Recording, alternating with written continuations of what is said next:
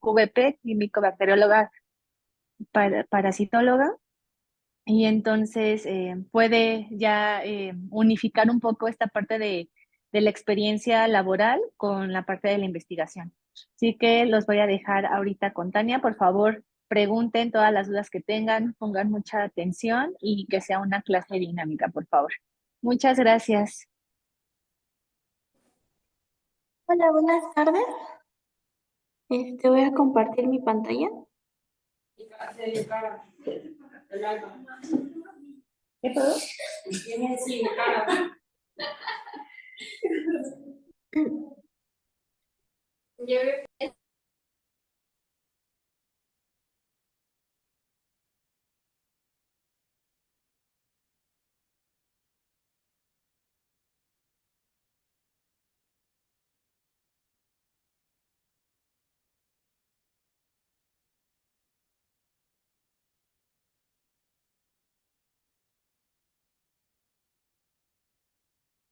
¿Me pueden confirmar si pueden ver la pantalla?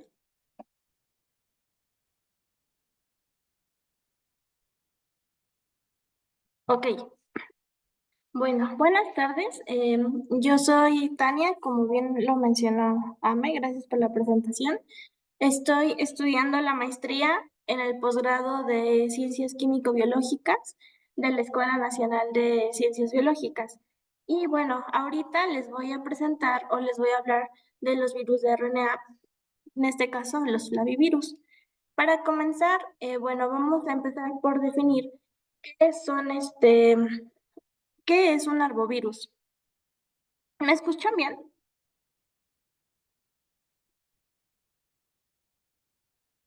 Ok. Bueno, un arbovirus son virus transmitidos por mosquitos artrópodos hematófagos. Son hematófagos, o por qué específicamente hematófagos, porque requieren consumir o la ingesta de sangre para poder llevar a cabo su ciclo biológico. Entre los artrópodos hematófagos están las garrapatas, los mosquitos y están los flebotomos, que bueno, son moscas hematófagas. Se han registrado 534 arbovirus, de los cuales se ha documentado que más de 140 causan enfermedades en seres humanos. 140. ¿Mande, perdón? ¿Hola? ¿Alguien habla?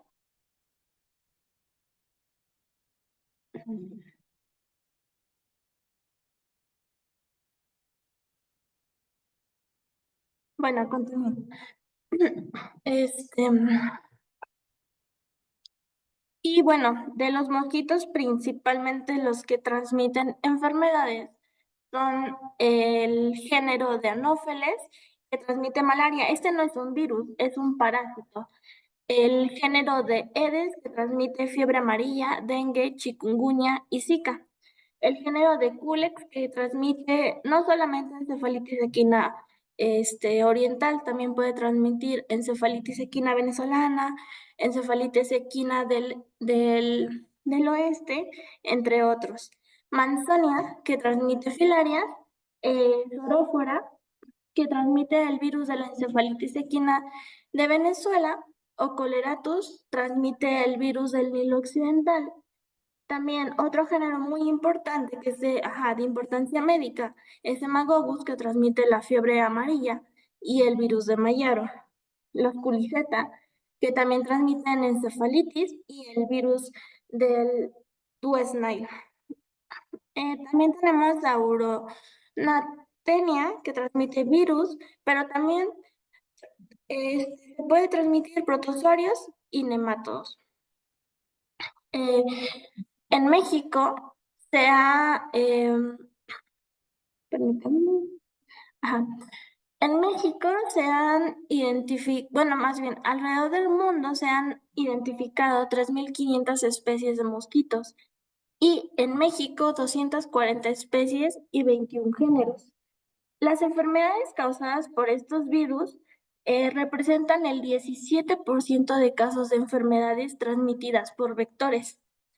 Este tipo de enfermedades están surgiendo a un ritmo muy creciente debido a muchos aspectos. Por ejemplo, los cambios demográficos, el transporte moderno, las actividades humanas, entre ellos la migración. Todo esto en conjunto proporciona los mecanismos para que los virus salgan de su nicho ecológico y se establezcan en nuevas ubicaciones geográficas, por ende, en nuevos hospederos. Así, surgiendo nuevos brotes de este tipo de enfermedades. Bueno, les voy a hablar sobre cómo sucede la interacción entre el virus y el vector, en este caso, el mosquito. El mosquito va a adquirir el virus a través de la ingesta de sangre. Como ya les comentaba, estos requieren bueno, las hembras son las únicas que se alimentan de sangre, son las únicas que van a picar. Requieren esto para llevar a cabo su ciclo replicativo y poder poner los huevos y así seguir con pues con su descendencia. Entonces la mosquito hembra va a adquirir el virus a través de la sangre, alimentándose de un hospedero infectado. Después, este, el virus se va a someter a un periodo de incubación extrínseco. Em, el virus va a llegar a las células epiteliales del intestino, donde lleva a cabo su replicación. Una vez de esto, se va a diseminar a través de la hemolinfa, que es todo esto, a los órganos blancos secundarios, por ejemplo, la tráquea, cuerpo graso, la musculatura torácica, los túbulos de Malpighi, los ovarios y hasta el sistema nervioso. Finalmente, se va a diseminar a las glándulas salivales, donde se va a liberar pues a través de la saliva y va a picar eh, y transmitir el virus a un hospedero sano, así propagando el virus. Bueno, este es sobre la interacción entre el patógeno y el vector. Voy a empezar a explicar qué son los flavivirus. Em, bueno, los flavivirus son parte de los arbovirus y pertenece a la familia Flaviviridae. Son virus envueltos de RNA monocatenario de sentido positivo de 9.2 a 11 pares de bases. Se ha descrito que alrededor de 70 virus, flavivirus, 30 son los que van a ser transmitidos por artrópodos hematófagos. Estos flavivirus presentan o provocan enfermedades encefalíticas, hemorrágicas, hepáticas y febriles. Pueden ser también enfermedades desde muy agudas hasta graves. Aquí se presenta la estructura de un flavivirus, el cual, como les comentaba, es un virus envuelto que contiene la proteína E, está su membrana, su cápside y más.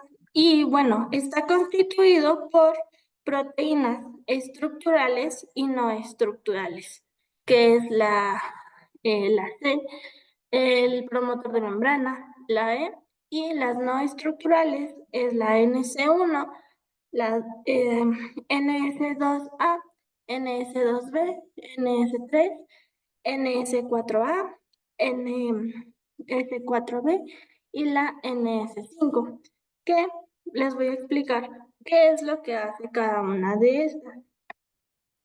Bueno, como les comentaba, una de las proteínas estructurales tenemos a la C. Ese se va a asociar con el genoma del ARN. La proteína de membrana va a proteger a la proteína E que está en la estructura del virus y la va a proteger de los cambios conformacionales inducidos por el pH en el virión inmaduro. Más adelante les voy a explicar esta parte. La proteína E se va a encargar de la unión y de la entrada del receptor celular. La NC1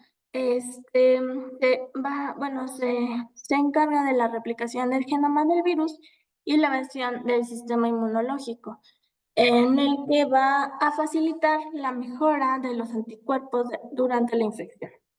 La NC2A es un componente del complejo de la replicasa. También se encarga del ensamblaje del virión, de la modulación y evasión del sistema inmunológico. La NC2B es un cofactor de la proteasa NS3 y esta proteasa es la responsable de la escisión de las proteínas y está involucrada también en la replicación del genoma viral. La NC4 es un cofactor de la NC3 y es un componente del complejo del replicasa. La NC4 es un componente del complejo replicasa, también se encarga de la modulación y de la evasión del sistema inmunológico. Y bueno, por último tenemos a la NC5, que es un componente del complejo de replicasa y es dependiente de la ARN polimerasa. Bueno, vamos a continuar con el ciclo de replicación de un flavivirus. Este va a infectar monocitos, macrófagos y células dendríticas. Se divide por fases. La primera fase de la infección es la unión del virus a la superficie celular, seguida de la entrada celular del virus a través de endocitosis mediada por receptores.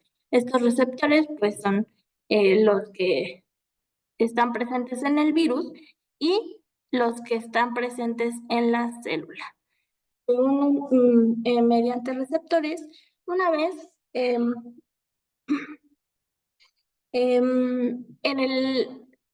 este se llama el compartimento endosómico, que tiene un pH bajo, lo cual va a desencadenar la fusión de la proteína viral y la membrana de la célula huésped, lo que ya va a llevar a cabo la liberación de la nucleocápside y el genoma del ARN viral en el citoplasma de la célula huésped. Aquí. El paso 3 es que el ARN viral se va a replicar en el retículo endoplásmico. Aquí. Y el genoma recién sintetizado va a estar empaquetado por una proteína de la cápside viral que está rodeado por una bicapa lipídica. La proteína M se va a combinar con la proteína que es el promotor de membrana para formar complejos heterotriméricos, que es el promotor de membrana y la proteína E, los cuales se van a incrustar en la bicapa lipídica que envuelve a la nucleocápside para formar una partícula viral inmadura. Después sigue la salida de este virión inmaduro, el cual va a infectar a las células aledañas a esta. Bueno, ¿cómo es el ciclo de transmisión de los flavivirus? Estos virus están en un ciclo enzótico. Quiere decir que están presentes de manera natural en muchos animales, por ejemplo, mamíferos, vertebrados. Y una vez de que estos salen accidentalmente de su nicho ecológico a través de los mosquitos, que son sus vectores, pues bueno, va a continuar así la infección. Los mamíferos y aves son huéspedes amplificadores, es decir, que ellos van a como guardar o van a estar, bueno, son portadores naturales de estos arbovirus. Aunque los mosquitos siguen siendo el principal vector en estos ciclos de transmisión, se han reportado otras vías de transmisión. Por ejemplo, el virus del West Nile puede transmitirse entre humanos eh, mediante transfusiones de sangre, trasplantes de órganos o transmisión transplacentaria. Otra manera que se ha demostrado es la transmisión oral. Esto se ha investigado en hámster, aves y ratones. También se ha reportado que pueden transmitir el dengue, bueno, que se puede transmitir el dengue de humano a humano a través también de transfusiones de sangre. El virus de la encefalitis japonesa también puede transmitirse por la vía transplacentaria de una madre infectada al feto en el primer y segundo trimestre. También se ha reportado que el Zika puede persistir en fluidos corporales durante varios días y puede haber una transmisión horizontal. Esto quiere decir que se puede transmitir de la madre al hijo. ¿Tienen alguna duda hasta aquí?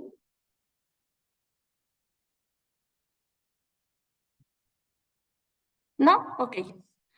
Bueno, ¿cuál es el...? Todo bien. Gracias. Bueno, como lo vemos en estos mapitas, los flavivirus están presentes en prácticamente todo el mundo. Por ejemplo, la fiebre amarilla está localizada más en el sur, por ejemplo, África, Oceanía. El West Nile está muy presente en todo el continente, bueno, no en todo el continente, más bien en la parte norte del continente americano. Y pues la encefalitis japonesa, que es endémica de la parte del asiática, y el Zika, que también ocupa gran parte del continente americano y y prácticamente está presente en todo el mundo. Por este tipo de infecciones es muy complicado controlarlas, porque no solamente se tienen que enfocar en el virus, sino que debe de haber un control de sus vectores, debe de haber un control entomovirológico, es decir, que debe de haber sistemas para controlar al mosquito y también para prevenir la, la transmisión de los virus. Bueno, les voy a hablar un poquito sobre el dengue, que es un virus que pertenece a esta familia, que es el más sonado, que es dengue. Creo que todo el mundo ha escuchado de este y su principal transmisor son los mosquitos más bien su principal vector son los mosquitos de Aedes aegypti y Aedes albopictus. El dengue tiene 4 serotipos, el serotipo 1, 2, 3 y 4. Aquí se me repite lo mismo, perdón. Este también está presente en prácticamente todo el mundo, los serotipos. Es endémico en más de 100 países y ocasiona más de 20,000 muertes anualmente. Se encuentra en regiones tropicales y subtropicales. Pero, ¿por qué? Bueno, ¿saben por qué prefieren este tipo de clima o por qué está presente en estos climas tropicales?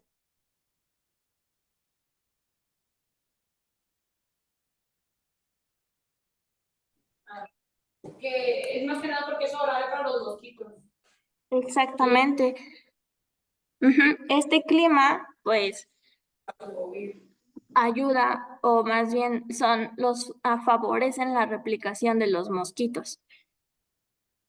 Y bueno, esta enfermedad va a cursar por una fase febril que dura de 3 a 7 días, que consiste en fiebre alta, más de 38 grados.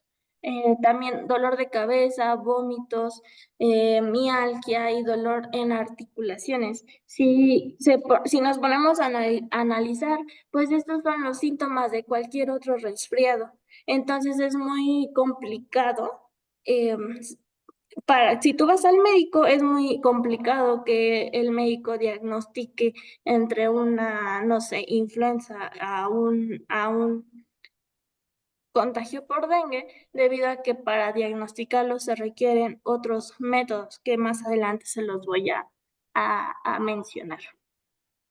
El dengue también puede cursar por síntomas muy graves, como es la fiebre hemorrágica del dengue o el síndrome de choque del dengue, que esto ya llega hasta la muerte.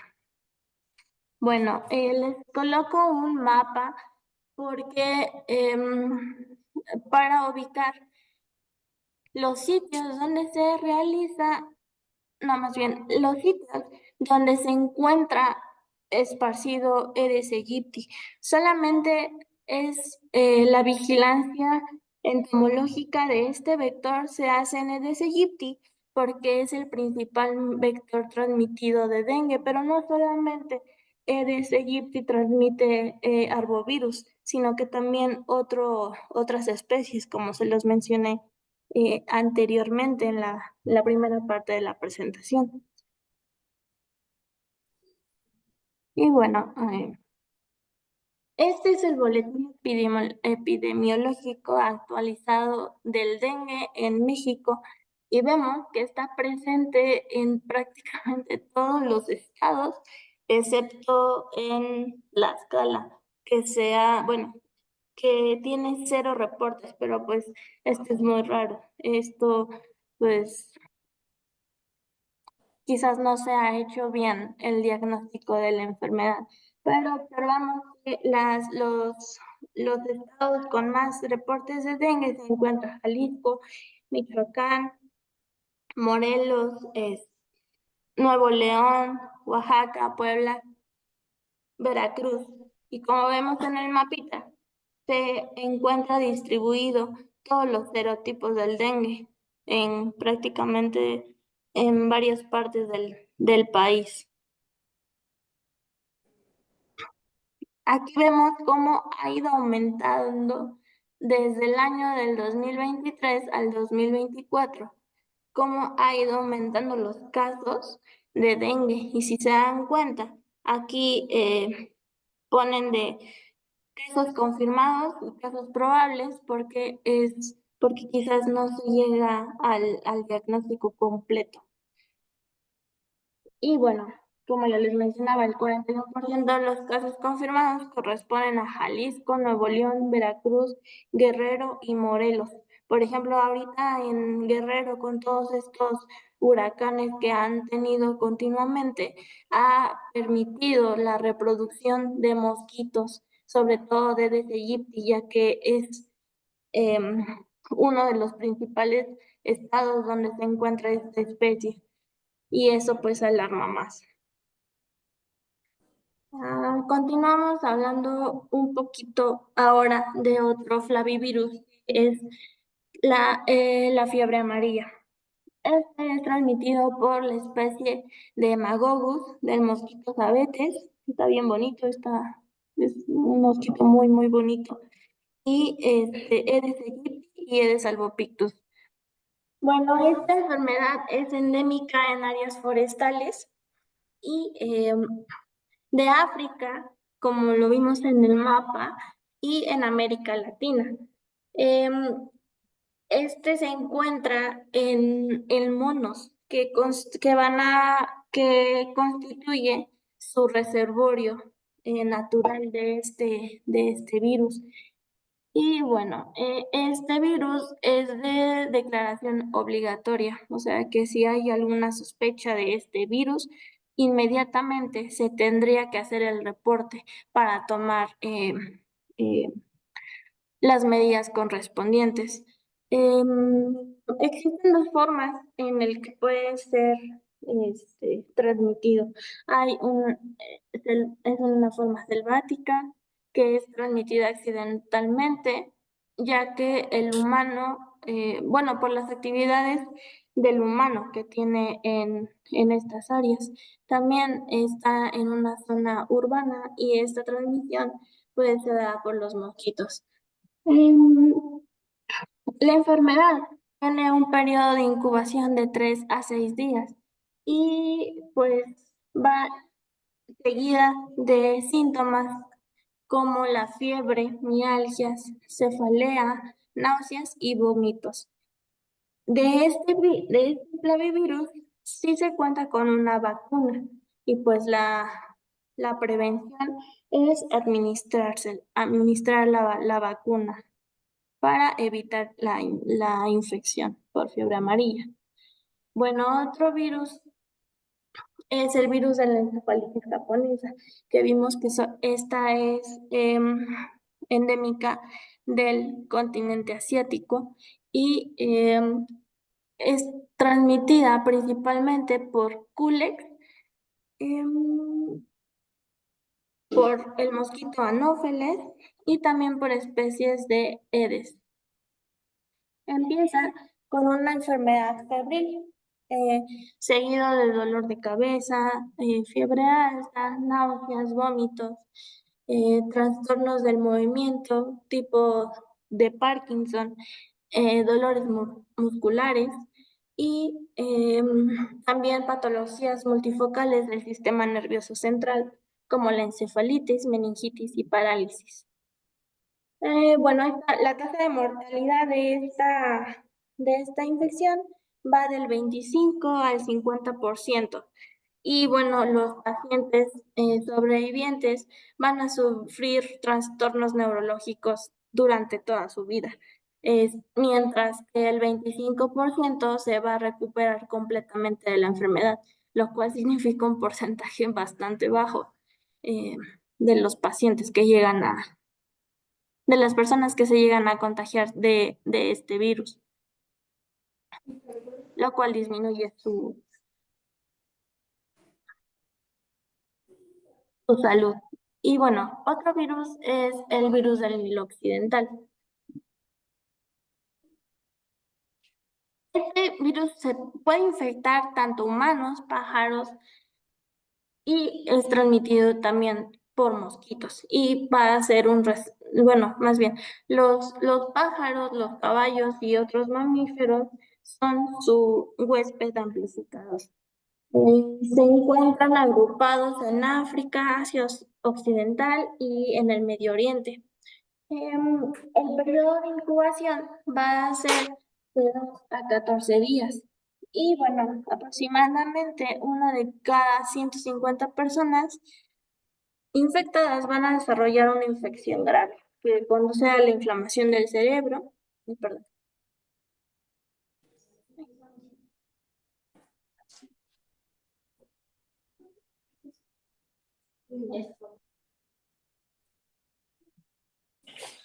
Supongo que está hablando. No. No, ¿sabe qué de consecutiva vamos a estar? ¿Ande? Ah, eso se apagaba el aire, creo que para barrer. ¿Cuál es aquí en el otro?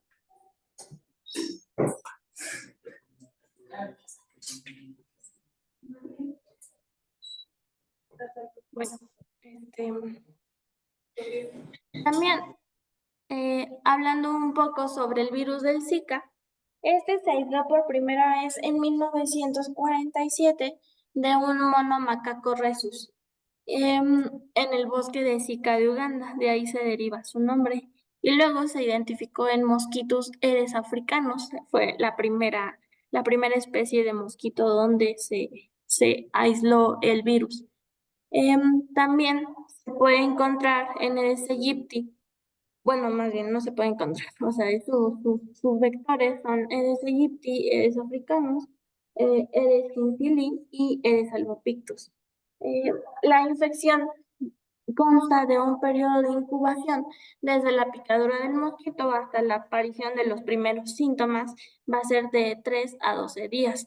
y es probable que en el 80% de los casos esta infección sea asintomática.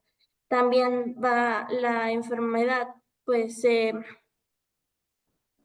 caracteriza por presentarse exantemas, fiebre, artralgia, mialgia, fatiga, dolor de cabeza y conjuntivitis. Ahorita les acabo de mencionar los flavivirus más representativos de esta familia. Y bueno, les voy a comentar cuáles son ahora los métodos del diagnóstico de la infección por flavivirus.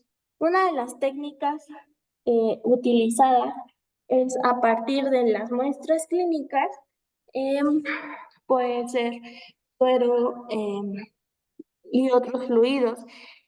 Estos se van a propagar en líneas celulares de mosquitos, como por ejemplo estas, o en líneas celulares de mosquitos, como las células Vero o las BHK21.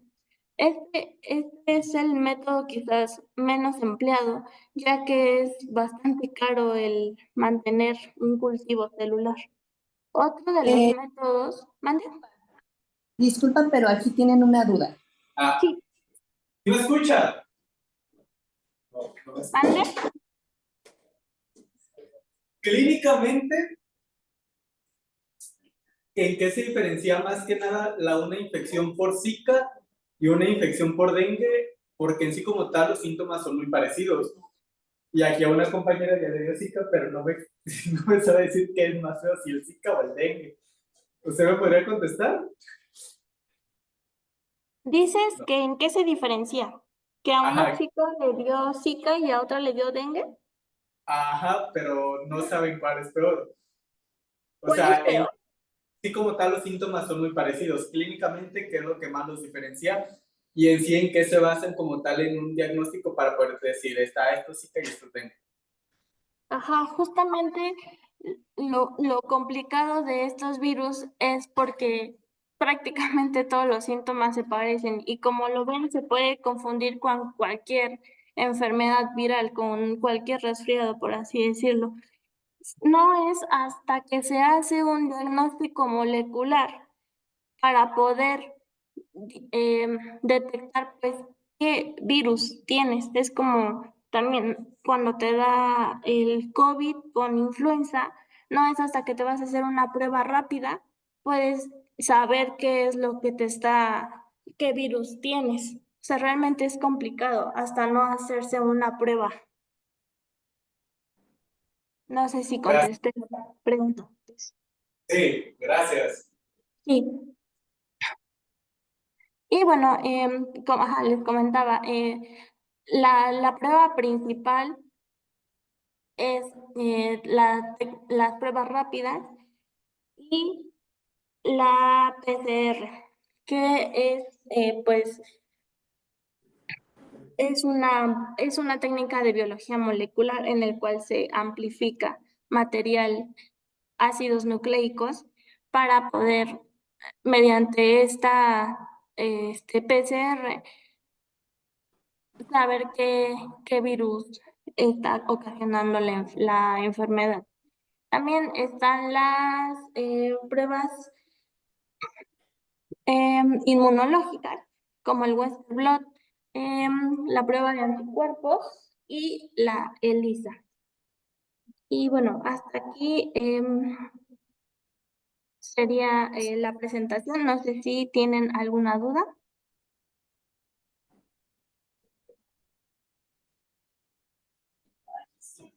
Como decir, cuando se hace una ELISA es para una proteína en específico, ¿no? Sí. Sí. Y ahí como por decir, ¿cuál es la proteína específica que se va a buscar para ELISA o cómo van a identificarlo por ELISA? Sí, ¿O en qué? es por la cantidad de anticuerpos, IgGs o IgMs.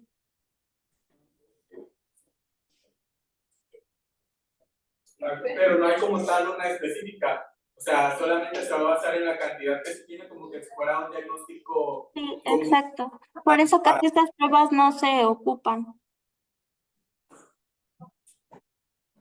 Yo tengo una duda. No sé si me escucha. Sí. El zancudo es un vector, pero no va a alterar su sistema inmune, o sea, va a transmitir el virus, pero no lo va a afectar a él en ningún sentido. ¿No lo va a qué, perdón? A afectar, o sea, no va a... Hablas de que si el virus va a afectar al mosquito. Ajá, o sea, ya directamente al mosquito sin que funcione como vector, lo afecta a él.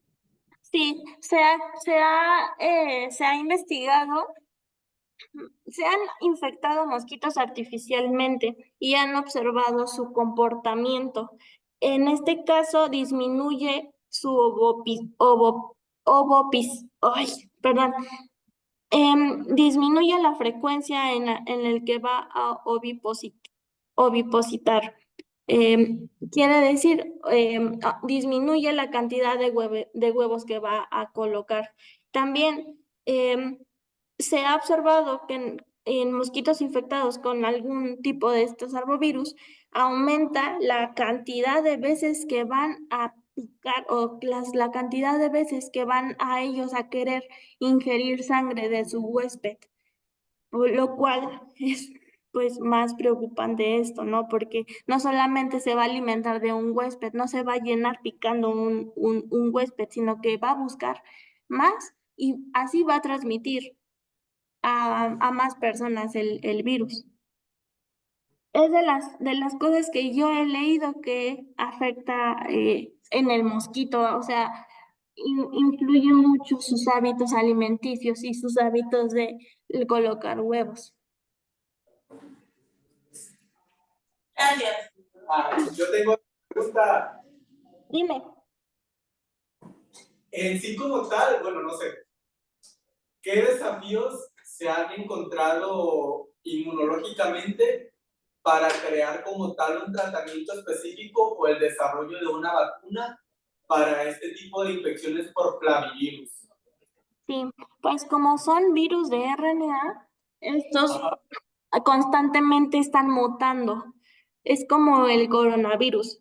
Ya tenían una vacuna contra una variante y volvía a aparecer otra variante, lo cual dificulta que se haga una sola vacuna. Ese es el problema con los virus de RNA. Ya me surgió otra duda. ¿Pueden chocar o combinarse dos tipos diferentes de flavovirus? En un mosquito sí pueden estar presentes en un mosquito diferente tipo de virus. En un mismo mosquito y presentes en un mismo huésped infectado.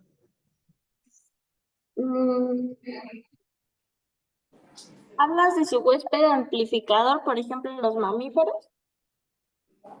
Sí, bueno, sí, o sea, una persona que esté infectada, no sé, con Zika y también le dé dengue, o que un zancudo igual tenga el virus del dengue y el de Zika.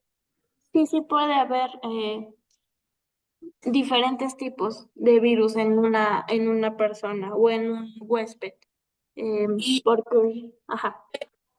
se combinaría o actuaría por separado, igual manifestando los síntomas de cada uno. No es de que se combine. Más bien, creo que la infección por un virus va a predominar más, porque también va a depender del sistema inmunológico del huésped.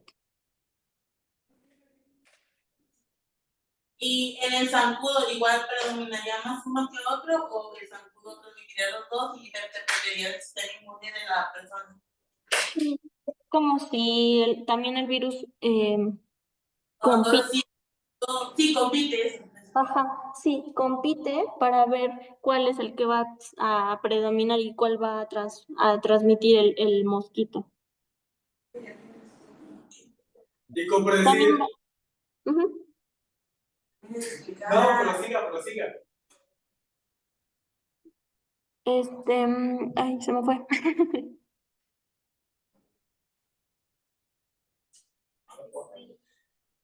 Pues, ¿Sí tenías una duda? Que si tenías una duda. Pues ya pregunta, güey. como decir, ¿cree que alguna vez se pueda llegar a hacer una modificación genética a los vectores, en este caso en el zancudo, para evitar como tal la propagación o para inmunizar? Sí, de hecho sí hay estudios sobre eso para como soltar mosquitos estériles. A ver, Se ha probado, pero puede causar más problemas ecológicos hacer eso. Pero sí hay estudios sobre eso. También, de hecho, han probado un control biológico. Hay pues ciertas bacterias que se encuentran en la biota del mosquito que hace que sea como una barrera para estos virus y no se transmitan. Así hay varios estudios también. Pero la duda es Mire, gracias. que va por el mundo cuando dice lo de una persona que tiene no sé de qué ¿Ande? No, no, está bien, gracias. Ok.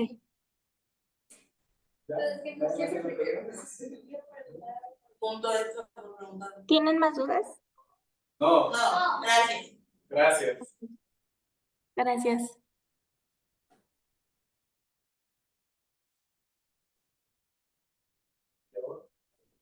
Pues si sigue la otra, son dos.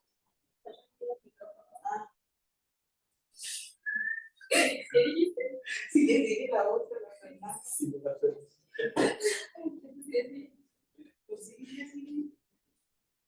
Pero no me van a dar las gracias, ¿verdad? Que me está Este fue parte de la presentación, ¿verdad, maestra?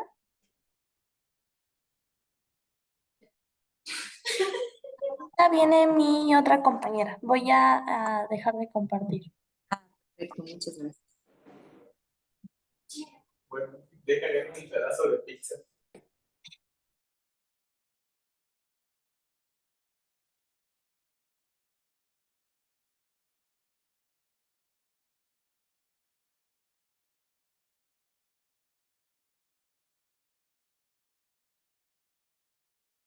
Hola.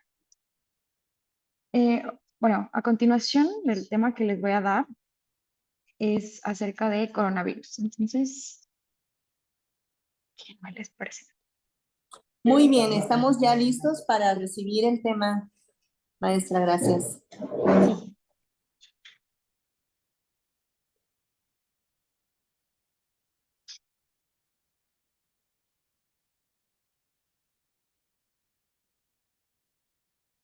¿Me pueden confirmar que se ve la pantalla?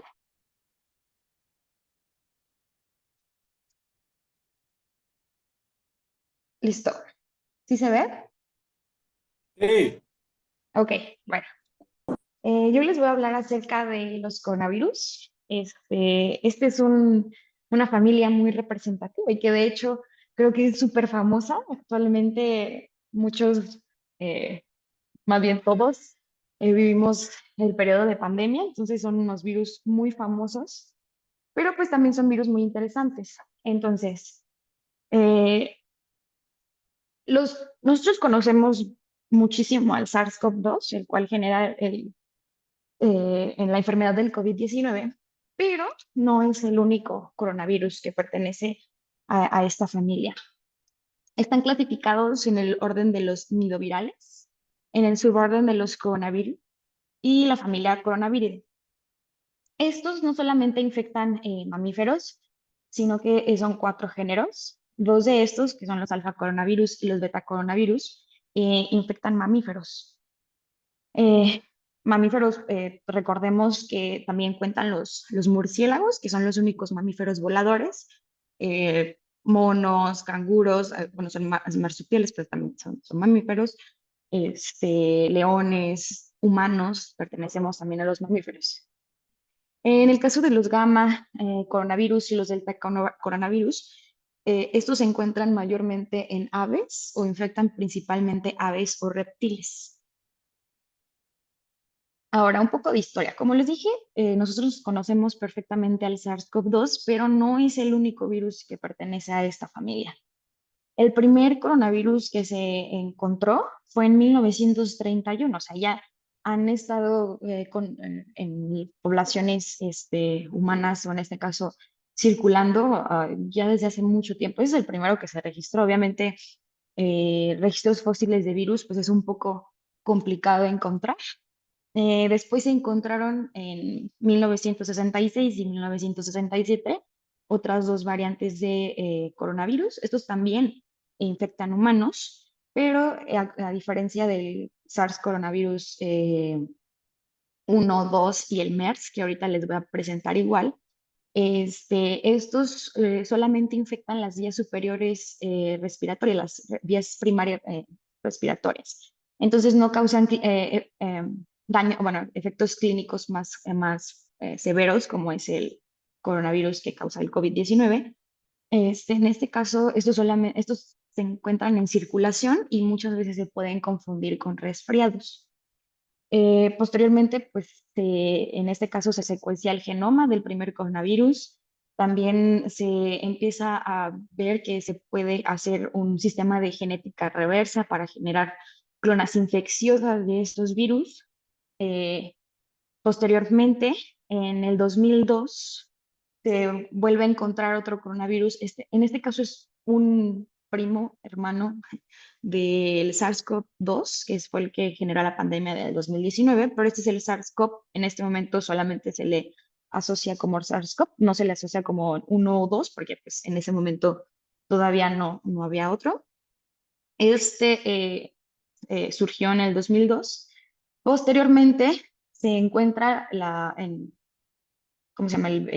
Otro virus emergente, igual coronavirus, el cual se le denomina como MERS en el año 2012. Entonces, si vemos la historia del coronavirus no es reciente, ya ha sido bastante larga, o sea, de 1931, y pues recientemente esa historia ya se la saben.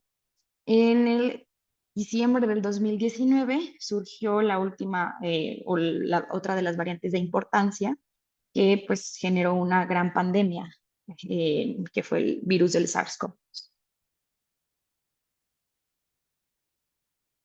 Bueno, los virus, coronavirus, se les denominó por cómo está, aquí les puse una imagen de una microscopía de transmisión de electrones. En esta microscopía de transmisión de electrones se puede ver, aquí está, se puede ver cómo están las espículas de este virus, las cuales se pueden ver como si fueran una corona. Y gracias a eso, pues es una de las formas en las que se les denominó o se les llamó a estos virus, por cómo está colocadas las espículas alrededor de la cápside. La estructura este es un virus envuelto, eh, por lo tanto cuenta con una membrana. También tiene la cápside y una nucleocápside, la cual está conteniendo el material genético, en este caso es de RNA. Y tiene las proteínas espículas. Las proteínas espículas también deben de estar súper familiarizados con estas, porque en base a estas se generaron las vacunas que nos pusieron a todos nosotros. También, de forma general, esta sería la estructura. Ahora, muchas veces hemos visto las estructuras de forma, o nos describen a los virus con estructuras como son las del TEM, también en imágenes tipo CRIO y también en estos tipos como de caricaturas. Pero les quería presentar esta imagen que es preciosa, que se ve aquí, donde esta la hace un animador, de un dibujante que se llama David Gottsel. Tiene unas imágenes preciosas acerca de los virus y es también muy bonito ver cómo desde otra perspectiva se puede identificar o ver las características de la estructura de los virus. Bueno, ¿Qué pasa con el genoma? El genoma de estos virus es de RNA de cadena sencilla de polaridad positiva. En su terminal 5' cuenta con un cap y en la terminal 3' con una colita de polía. Y en este caso tiene varios marcos de lectura. El último marco, el último tercio de su material genético, código genético, contiene las proteínas estructurales, las cuales dan paso a la espícula, la nucleocápside, la envoltura y la membrana.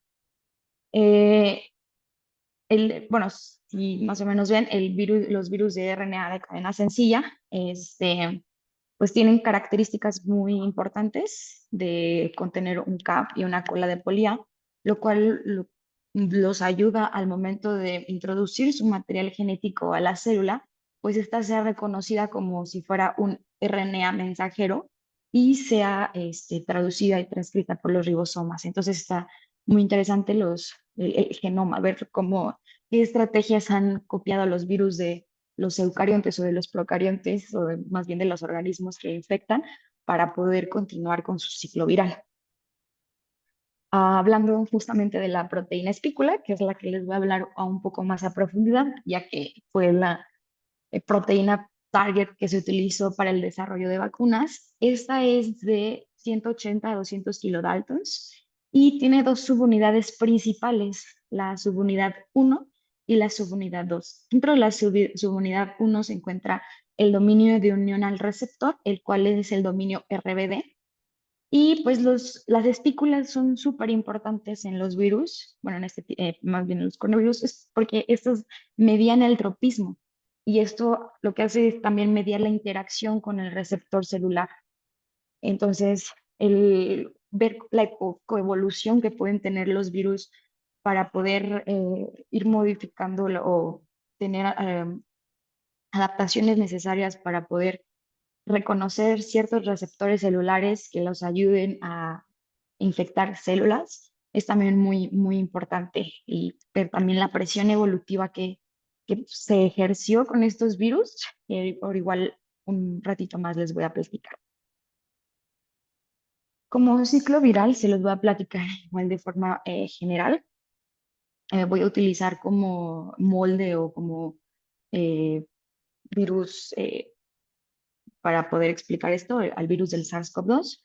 En este caso, la proteína Spike, como les mencioné, la porción de la S1, la cual contiene al dominio de unión al receptor, la sección RBD, interacciona con la enzima convertidora de angiotensina, que es la AC2. Esta es, la célula entra por medio de endosoma. El endosoma se acidifica, lo que hace es provocar un cambio conformacional, beneficiando la unión de las membranas y el material genético, el RNA, se libera. Como les mencioné anteriormente, el RNA, al ser de cadena sencilla y contar con cap y colita de polía, pues son características que tienen los RNAs mensajeros. Entonces son reconocidos por el ribosoma y en este caso los marcos de lectura nos van a dar en este caso la replicación del RNA, el cual va a ser empaquetado a las cápsides y algo que es muy importante y muy interesante son las proteínas estructurales. Las proteínas estructurales son transportadas al retículo endoplásmico. Aquí está muy interesante cómo se pueden encontrar o dónde se colocan las proteínas estructurales, ya que están, si ven, están acopladas en la membrana del retículo. Justamente este acoplamiento a la membrana del retículo lo que nos va a hacer es que estas sean transportadas más cerca al espacio extracelular, a la membrana celular, y va a empaquetar al material genético que se generó previamente y por medio de vesículas se van a liberar de la célula. Entonces está interesante cómo se roban la membrana y sale por medio de exocitosis. Ahora, entrando un poco más a virus que son igual coronavirus, pero que a lo mejor al ser más famoso el virus del SARS-CoV-2 que generó la pandemia actual, pues no los han escuchado. Uno de estos es el MERS, el cual es un síndrome respiratorio del Medio Oeste, el cual su primer caso se encontró en junio del 2012. Posteriormente se encontraron más casos en Jordania y en Reino Unido, igual durante este periodo en 2012, y hasta el registro que se tenía el 26 de abril de 2016, se tenía un total de, 1.728 casos confirmados y 624 muertes en 27 países. En este caso, algo que vamos a ver muy constantemente en los coronavirus es que, bueno, igual lo vieron con mi compañera Tania, tienen eventos de zoonosis, en las cuales, en este caso, los reservorios principales, no sé si lo han escuchado, lo saben o lo han visto en sus otras clases, los murciélagos son reservorios muy importantes de virus. Es también impresionante ver cómo estos organismos tienen una cantidad, una carga viral de diferentes tipos de virus, de diferentes géneros, están en circulación constante de en estos organismos y muchos de estos no les generan algún daño o alguna infección. Y pues dentro de esto están los coronavirus. Se cree que para el caso de MERS, acá están los dromedarios, hubo un evento de transmisión entre los murciélagos y los dromedarios. Y al ser aquí, creo que el nombre lo delata completamente, es del Medio Oriente. Pues del Medio Oriente sabemos que durante mucho tiempo se utilizan los dromedarios en caso de por ejemplo, turismo, se utiliza para tomarse fotos, se utiliza yo creo que actualmente ya no, pero se utilizaba como medio de transporte. Ahorita es más bien una atracción turística, pero hubo una zoonosis entre los murciélagos y los dromedarios, que al estar expuestos con el humano, pues también hubo un proceso de zoonosis con el humano, y esto generó pues que este virus usar al humano, o en este caso se adaptar al humano para poder reproducirse o generar su ciclo infeccioso. En este caso, normalmente se ven en pacientes hospitalizados.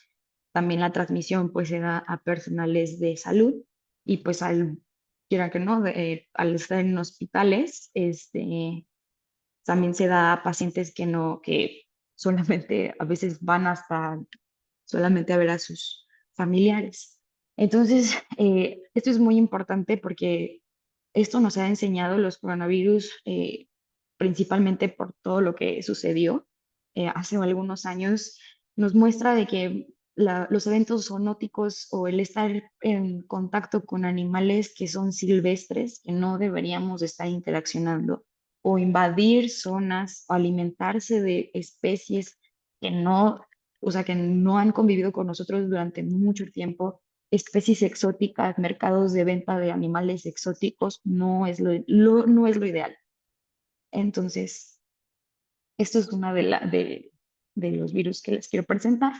En este caso utiliza otros receptores. Igual la estructura es muy similar a los otros coronavirus. En este caso se une a otros receptores, que es el HDPP4. Y este sí se comparte con SARS, el TMPRS2. Otro virus que gracias a esto, ahorita se los voy a contar igual, pero gracias a este virus, el SARS-CoV-1, ahorita ya es SARS-CoV-1, sus siglas en inglés serían, bueno, en español se va a decir, el síndrome severo respiratorio por coronavirus.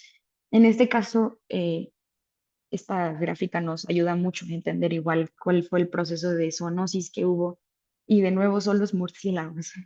En este caso fue igual murciélago que pasó a algún animal, estos se generó en China. China ya desde hace mucho tiempo se sabía que iba a ser, los mercados en China principalmente que eran unos grandes caldos de cultivo para la siguiente pandemia. Ya se había dicho desde hace mucho tiempo, se venía especulando que iba a volver a pasar.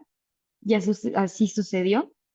En este caso fue en la provincia de Guangdong, donde en un mercado igual de especies, esta especie, o en este caso solamente se sabe que era alguna especie que se consumió y generó de nuevo una serie de infecciones. En este caso, estos virus que es MERS y SARS, lo que infectan son las vías superiores respiratorias o las vías secundarias respiratorias. Entonces, esto también deriva a una mayor severidad en comparación con los coronavirus que se habían encontrado en circulación. Se han reportado una menor cantidad de casos, 8.273 casos, 775 muertes y solamente el 9% de los casos llegan a ser severos. En este caso, aquí lo que les puse fue una tabla sobre los cuadros clínicos que presentan cada uno de los coronavirus. En este caso solamente les voy a presentar el de SARS-CoV y el de MERS-CoV, donde pueden encontrar que en este caso las enfermedades o los cuadros clínicos son muy similares, donde se presenta fiebre, mialgias, dolores de cabeza, también estos como afectan las vías superiores, pues afectan a las vías respiratorias y los cuadros clínicos son muy similares a la gripe o en este caso también a la neumonía. Y este cuadro o estos mapas me gustan mucho presentarlos porque en este caso se puede ver que hay una dispersión tremenda de estos virus.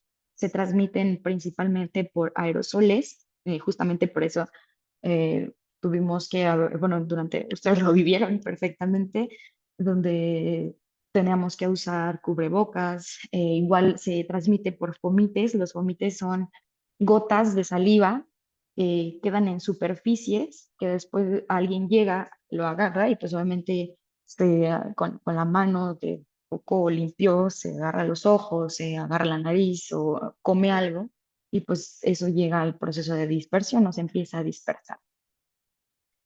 Y justamente este mapa pues, nos muestra cuál fue toda la ruta que siguieron estos virus para dispersarse. En este caso no generaron pandemia, solamente hubo algunos brotes. Ahora sí, uno de los virus más famosos recientemente. Y creo que no sé si estén cansados ya de escucharlo, pero o les genera algún PTSD de tanto que se habló de este virus. Igual es un síndrome severo respiratorio por coronavirus, en este caso fue 2. Y la historia se la saben perfectamente. En diciembre del 2019, en la provincia de Wuhan, en China, se encontró el primer caso. Para enero del 2020 se declaró epidemia, pero para febrero del 2020 ya era un problema a nivel mundial, por lo cual se declaró pandemia. Igual como les digo, los murciélagos en este caso son uno de los principales reservorios y de este se supo o se sabe que después brincó a un pangolín y después no se sabe aún muy bien si hubo algún organismo intermedio, más bien se sabe que hubo un organismo intermedio, pero aún se desconoce cuál fue. En este caso, para lograr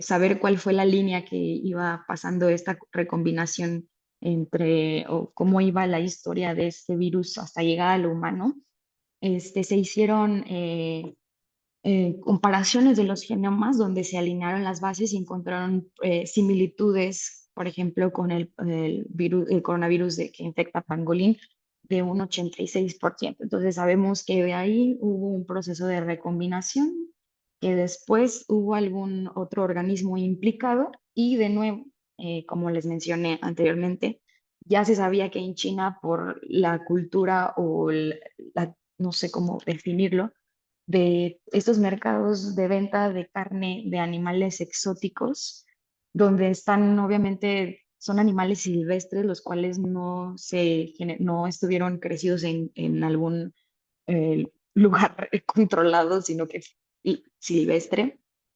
Y al haber tantos organismos en este lugar con ceros niveles de salubridad y de limpieza, pues era inminente que esto iba a pasar. Entonces, esto pasó al humano y generó la pandemia.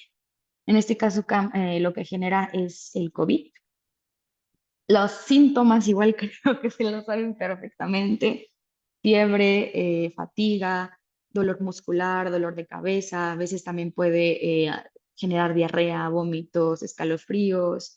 eh, Como ya sabemos, es muy similar a la gripe, pero generó también esto, se podía complicar en neumonías y fallas respiratorias, pues en este caso por algunos tipos de comorbilidades, como era la diabetes, como es la obesidad, hipertensión. Entonces, esto creo que lo vivimos muy bien. Y se catalogó en 3 tipos de COVID: leve, el cual solamente era una simple gripa, un poquito más fuerte; severo, donde ya veíamos una disminución en la oxigenación sanguínea, donde también veíamos la frecuencia respiratoria disminuida; y ya el momento crítico, donde ahora sí ya teníamos una crisis, un síndrome de estrés respiratorio, donde ya puede haber un choque séptico, acidosis metabólica, y había disfunción en la coagulación. Entonces ya eran los casos críticos donde ya lastimosamente hubo pérdidas humanas.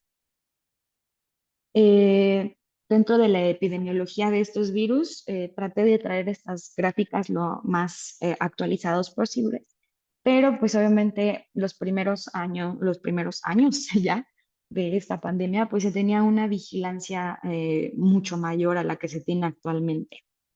Eh, Al ser un brote de este virus, obviamente la principal, eh, ¿cómo definirlo?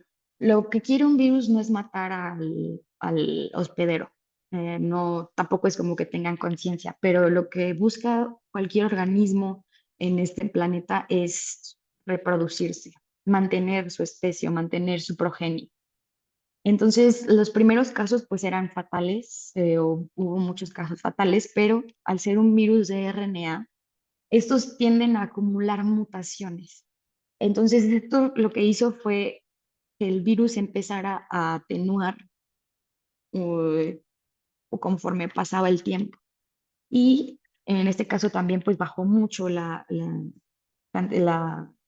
vigilancia epidemiológica. Entonces, en este caso, por eso ya a estos momentos, pues ya se empezó a nivelar o a quedar en a un número basal de personas. Y igual los casos confirmados, creo que repetí la tabla. En este caso, pues ya superó los 700 millones, lo cual es bastante, pero ya empezó a estabilizarse este número de casos. ¿Qué ha pasado desde ese entonces? Ustedes también ya se lo saben. En este caso, las vacunas actuales sirvió muchísimo, o sea, de verdad, cuando recordamos el tiempo que tardaron en sacar la primera vacuna, fue asombroso. O sea, no, nunca había pasado que se aprobara tan rápido una vacuna, pero lo importante de esto fue que ya se tenía conocimiento de este virus gracias al virus del SARS-CoV-1 y del MERS.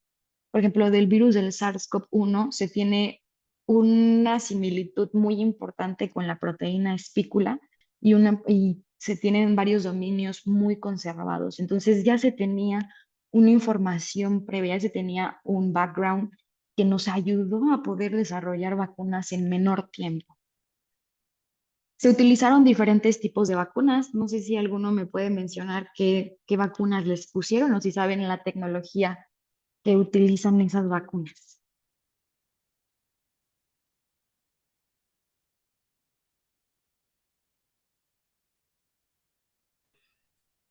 A lo que no lo quieren. Aquí los La likes. había A mí una. me gustan estaban La Astra, la Pfizer. Dice que la Sputnik Sputnik. Ajá. ¿Y saben cómo funcionaban o cómo estaban acopladas esas vacunas? ¿O cómo era la tecnología que usaban? ¿O solamente se la pusieron y dijeron, ah, ya? Que se sabe cómo funcionaban, de qué estaban hechos. Pues según yo era de virus atenuados, pero la que me usaron era La Astra de virus atenuados. La Astra de virus atenuadas. Ahorita les voy a explicar un poquito mejor, pero más o menos. ¿Cuál otra? ¿Cómo que los vacunaron? Nunca los vacunaron, ¿cómo creen? Bueno, uno no. ¿Por qué? les voy a platicar. ¿Mandé? Ahora, no, nada. Ok. Bueno, sí, justamente hay diferentes tipos de vacunas. Unas son las vacunas inactivadas, como mencionó su compañera, nada más que esta fue una de Sinovac. En este caso, las vacunas inactivadas, el virus se inactiva, o sea, la partícula viral es SARS-CoV-2 como tal, pero en este caso se inactiva por medio de agentes químicos. Entonces, esta partícula ya no es infecciosa, simplemente está inactivada, pero sigue siendo la subunidad. También están las vacunas vivas atenuadas, las cuales estos por medio de genética reversa se puede editar su genoma, eliminando o modificando algunos nucleótidos pares de base, los cuales o sea, en proporción igual la proteína espícula, la cápside, es esencialmente la misma. En este caso no se tiene ninguna vacuna todavía que sea aprobada por la OMS y se tiene una en desarrollo, la cual es la COVID-Vac. Igual aquí en esta gráfica, bueno, en esta tabla se puede ver los números en este caso, los nombres de las vacunas. Si tienen un poco más de interés, pues las pueden ir buscando. Y justamente alguien mencionó la AstraZeneca. La AstraZeneca, en este caso, lo que utilizó fue un vector viral, el cual fue un adeno. Igual creo que ya tuvieron clases de adenovirus. En este caso fue el adenovirus el 26 y fue también la de Chadox. Y también otra que se utilizó fue AstraZeneca y Sputnik. Ahí está, nos parece aquí porque Sputnik después ya sabe, bueno, saben los problemas que tuvo. Y AstraZeneca igual pues sabemos que después se tuvo que adaptar un poco por los efectos secundarios que se llegaron a presentar. Eh, en este caso también están las de subunidad, las vacunas de subunidad. Esas creo que no se puso ninguna aquí en México, que es Covovax. Y en lo que hace es solamente expresar algunas partes del virus. Lo que normalmente se utiliza mucho es la proteína espícula, pero igual, a mi parecer, siento que fue una muy buena opción durante la pandemia, pero a lo mejor fijarse en algunos otros targets. ¿Por qué? Las variantes que se generaron de SARS, obviamente como los anticuerpos a todos nosotros nos vacunaron con la cepa wild type, la de Wuhan. Bueno, la mayoría, no sé si algunos se vacunó después, pero bueno, o tuvo una infección natural y generó anticuerpos por eso. Pero se generó por la variante de Wuhan, que ejerció una presión evolutiva en estas, o presión, ajá, sí, evolutiva sobre esta proteína, y es la que ha variado durante todo este tiempo y es una de las que más se ha visto que ha mutado y se ha visto mayor cambio en las variantes recientes. Entonces, a lo mejor una región más conservada, si nos hubiera dado un poco más tiempo, hubiera sido también lo ideal, pero pues, era lo que se tenía en ese momento. También tenemos vacunas en un plásmido recombinante, el cual serían de DNA, y vacunas de mRNA, no me acuerdo si me dijeron, pero también famosísima, que todos se querían poner, Pfizer. Y en este caso también está la de Moderna. En este caso es es un RNA mensajero, el cual está encapsulado en un vector, en este caso son proteínas, son micelas, las cuales, como sabemos, los lípidos pueden permear mejor las membranas y al ser un mRNA se empieza a transcribir en la célula y esto da paso a que se genere generó la proteína espícula y pues esta se presentaba como antígeno. Y se generarán anticuerpos contra esta proteína. Y otra tecnología que también creo que es un poco menos conocida, pero igual es muy funcional, son las vacunas basadas en VLPs o virus, partículas como virus. En este caso tampoco se tiene ninguna todavía aprobada por la OMS, pero se tienen en desarrollo. Entonces, prácticamente estas son todas las vacunas que se estuvieron desarrollando. Las que se han sacado actualmente en el mercado siguen siendo necesarias o importantes, pero ya se generaron anticuerpos contra ya sea la cepa wild type o la aguja o alguna infección natural. Entonces ya los siguientes serían de refuerzo, pero no son, o sea, ya no van a generar mayor inmunogenicidad con esto. No sé si tienen alguna pregunta.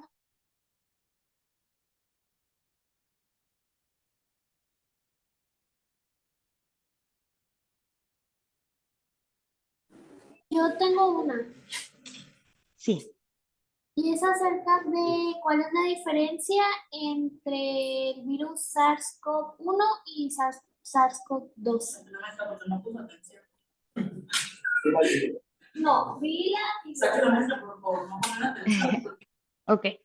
El virus del SARS-CoV-2, en este caso, las diferencias se pueden ver en los receptores. Uno se va más, tienen un mayor tropismo por el receptor de la enzima convertida a la angiotensina 2. Y en el SARS-CoV-1, no recuerdo el receptor, pero en este caso es diferente. También la severidad en este caso, la patología o lo que el cuadro clínico, en este caso el SARS-CoV-2 es más agresivo o fue más agresivo. Entonces ese es otro, el tropismo, o sea, al cambiar el receptor, cambias el tropismo y cambias igual la severidad de esta enfermedad.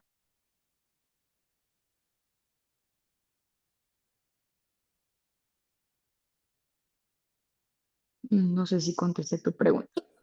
Gracias. Sí, ya son las preguntas. ¿Qué factores afectan o qué factores tenían que mezclarse para que dependiera, como por decir, la inmunidad que tenían las personas después de haberse contagiado, infectado? Porque ya ve que decían, no, es que te dan como 4 meses de inmunidad después de que te dio y no te vuelve a dar. ¿Qué factores intervenían para ver como la respuesta inmunológica de la inmunización que tenía cada persona? En este caso, eso lo que veían era por las infecciones primarias, o más bien las infecciones causadas por el virus normalmente. En este caso, los anticuerpos no es como que digas, bueno, ya tu cuerpo o sea, ya no vas a producir anticuerpos, los vas a seguir produciendo. Solamente que en este caso, cuando tienes una infección, tienes primero las IgMs. Ese es cuando se genera una infección primaria o se ve por primera vez, en este caso, el virus. Después de la infección se tiene la expresión, se generan IgGs. Cuando se tiene durante la infección primaria, después de una segunda reinfección, ya no se ve la generación de IgMs y ya se ve una mayor proporción en las IgGs, que son los anticuerpos ya. Se fue. Desapareció. Está perdido el micrófono. Ay, no sé por qué se salió Fer, quizá el internet, pero vamos a darle unos minutitos a que vuelva. A lo mejor se le fue la señal. Ahí Sí, está. yo creo. Como estamos varios aquí en el laboratorio, de pronto el internet nos falla. Ahí está regresando. Ya, perdón, se me fue un poco más bien se me apagó la computadora, pero ya. Así, lo que te comentaba. Entonces, en una segunda infección ya produces IgMs. Estos anticuerpos ya son de memoria. Entonces, ya una vez que vuelves a infectarte, vas a seguir produciendo estos anticuerpos. En este caso, lo que ellos decían del tiempo que duraban es cuánto tiempo dura la inmunogenicidad de este virus durante cuánto tiempo después de la infección. No es de que ya después te vuelvas a infectar y ya no vuelvas a producir anticuerpos, no. Solamente es durante el periodo en el que te infectas y vuelve como a tu estado basal. Entonces, más bien se refería a eso. Sí, gracias. Sí.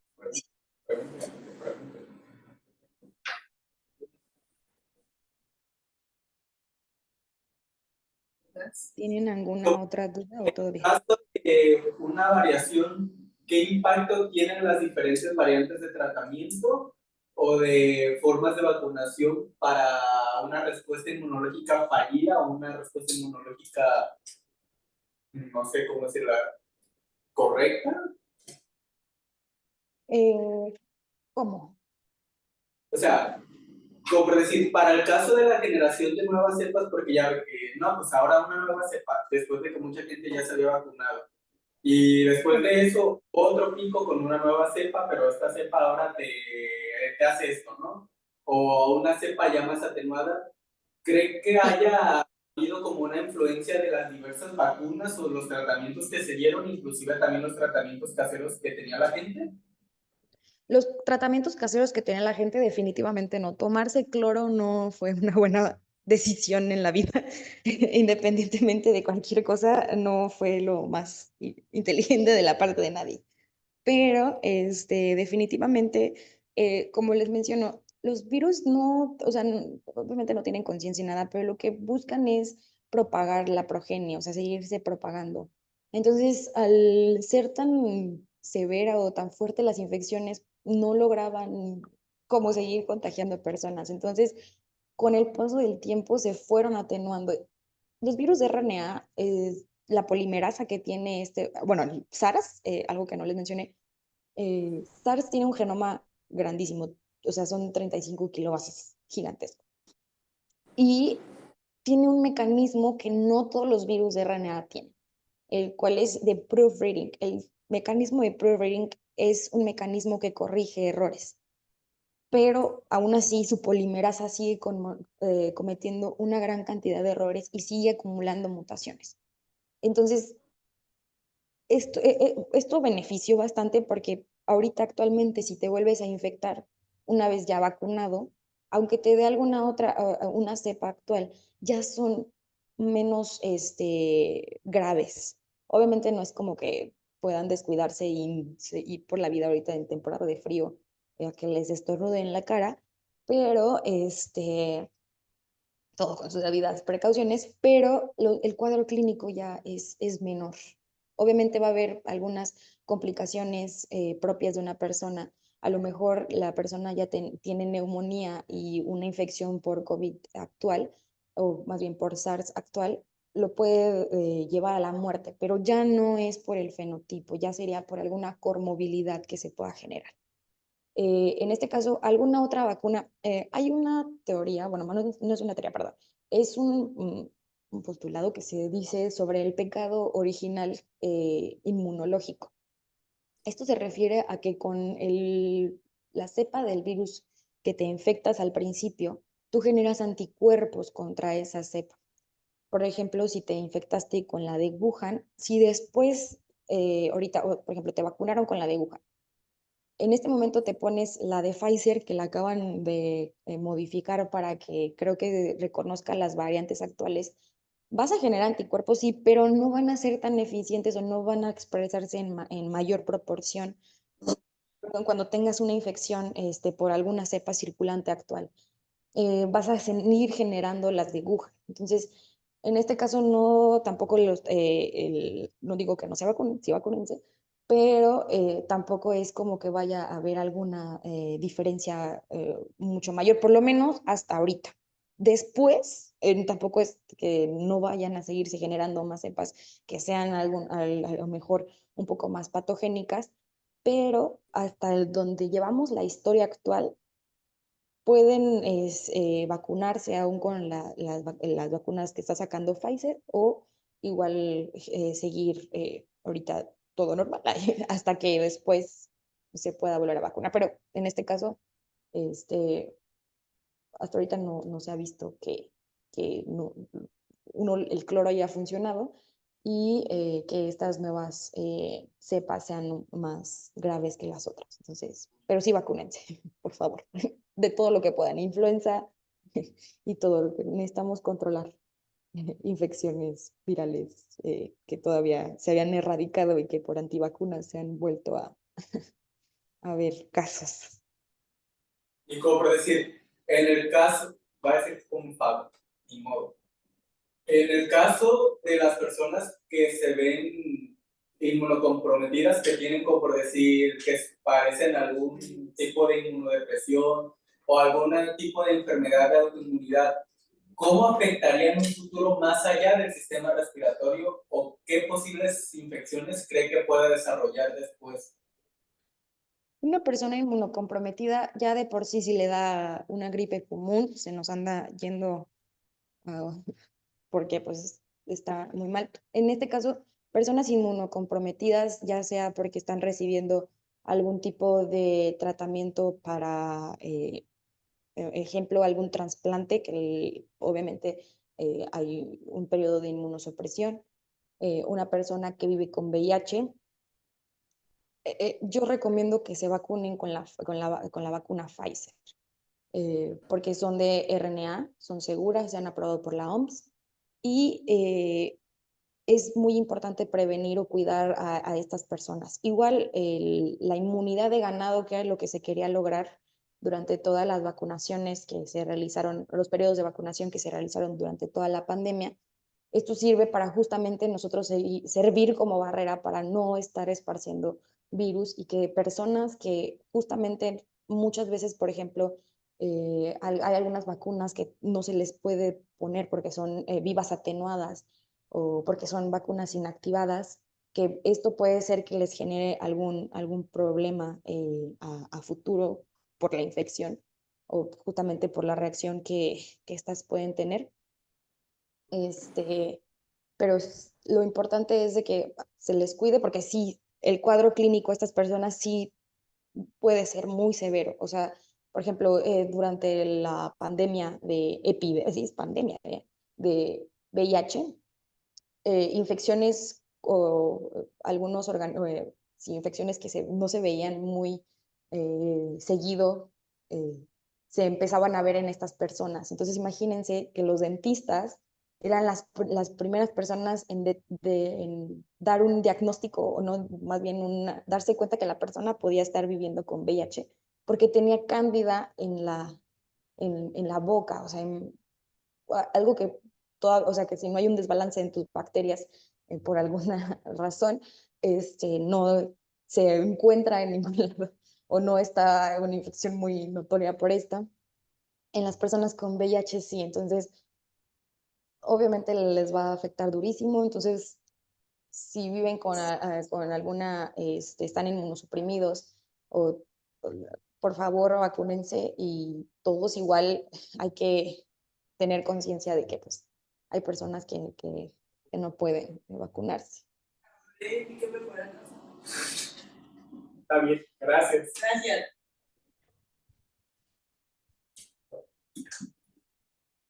¿Alguna otra pregunta? De mi parte, no. Pues parece que ya no hay dudas aquí en el grupo. Ok, entonces no sé si tienen alguna otra duda o si ya por mi parte sería todo. Muchas gracias, Fer. Chicos, no les Sí. presenté a Fer, ella es licenciada en biología por parte de la Universidad Autónoma de San Luis Potosí, que ahorita está haciendo su maestría, va en tercer semestre de la maestría en Ciencia y Tecnología de Vacunas y Bioterapéuticos. Ella durante su estancia en la universidad pues estuvo trabajando con SARS-CoV-2 justamente, entonces pues ella sabe mucho acerca de coronavirus, por eso es que les impartió este tema. Y gracias, Fer, por todo lo que nos compartiste. Si ustedes tienen alguna duda o alguna pregunta, igual en Classroom la pueden poner y ya yo se las hago llegar a todas las personas que les han impartido clase. De todas formas, ya tenemos que ponernos de acuerdo para presentar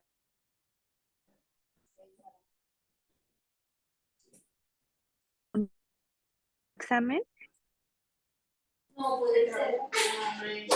No, pero la parte de ella y los virus marcan como la parte para el siguiente. Creo Entonces, que sí, pues sería... Ay, no escucho.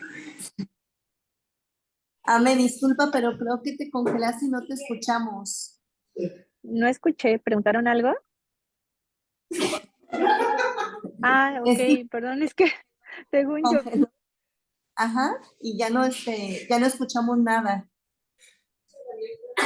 ok, ¿ahí me escuchan mejor? Sí, Ok, les comentaba que si tienen alguna duda o alguna pregunta, la pueden hacer llegar a través de Classroom y yo se las paso a las personas que les han dado clase y pues que ya virus de RNA empieza a formar parte del último bloque para el examen. Entonces tienen el material para que empiecen a leer y también si tienen preguntas sobre el trabajo final, pues están muy a tiempo porque están justamente a un mes de hacer esa entrega. Pues cualquier cosa, ahí por Classroom podemos comunicarnos. Y muchas gracias, chicos, por su atención. Gracias, maestra. gracias, Ame. Cualquier duda que tengan los muchachos se comunicarán a través de clase. Muy bien. cualquier cosa. Perfecto. Sí, gracias. Bonita tarde. Igualmente, gracias, Fer y Tania. Bye. Eres alguien